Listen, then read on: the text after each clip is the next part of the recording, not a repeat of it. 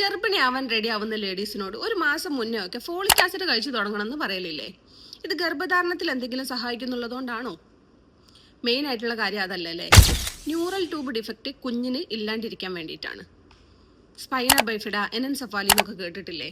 എന്താണ് ഈ സംഭവങ്ങളൊക്കെ? നമ്മൾ ഗർഭിണിയായിട്ട് ഒരു 3 to 6 വീക്സ് ആവുന്നതിന് മുന്നേ തന്നെ ന്യൂറൽ ട്യൂബിന്റെ ക്ലോഷറും ബ്രെയിനിന്റെ ഡെവലപ്മെന്റ് അഥവാ തലച്ചോറിന്റെയും നട്ടലിന്റെയും ഒക്കെ ഡെവലപ്മെന്റ് സംഭവിച്ചു കഴിഞ്ഞിട്ടുണ്ടാവും. ഇതിൽ പ്രധാന പങ്ക് വഹിക്കുന്ന ഒരു വൈറ്റമിനാണ് ഫോളിക് ആസിഡ് എന്ന് പറയുന്നത്. ഈ 3 to 6 വീക്സ് എന്ന് പറയുന്നത് നമ്മൾ ഗർഭിണിയാണോ അല്ലെന്ന് നമ്മൾ തന്നെ അറിഞ്ഞിട്ടുണ്ടാവില്ല. അതുകൊണ്ടാണ് ഗർഭധാരണത്തിന് മുന്നേ തന്നെ ഫോളിക് ആസിഡ് കഴിച്ചു തുടങ്ങണം എന്ന് പറയുന്നത്.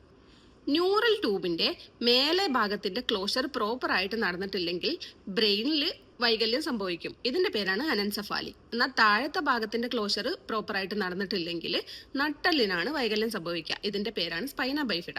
ഇതിൽ അനൻസെഫാലി എന്ന് പറയുന്നത് ഫേറ്റൽ ആണ്. സ്പൈന ബൈഫിഡ സീരിയസ് ആയിട്ടുള്ളതും അല്ലാത്തതും ഒക്കെ കണ്ടുവരലുണ്ട്. ഈ ഫോളിക് ആസിഡിന് വേറെ ഉപയോഗങ്ങളുണ്ട് കേട്ടോ.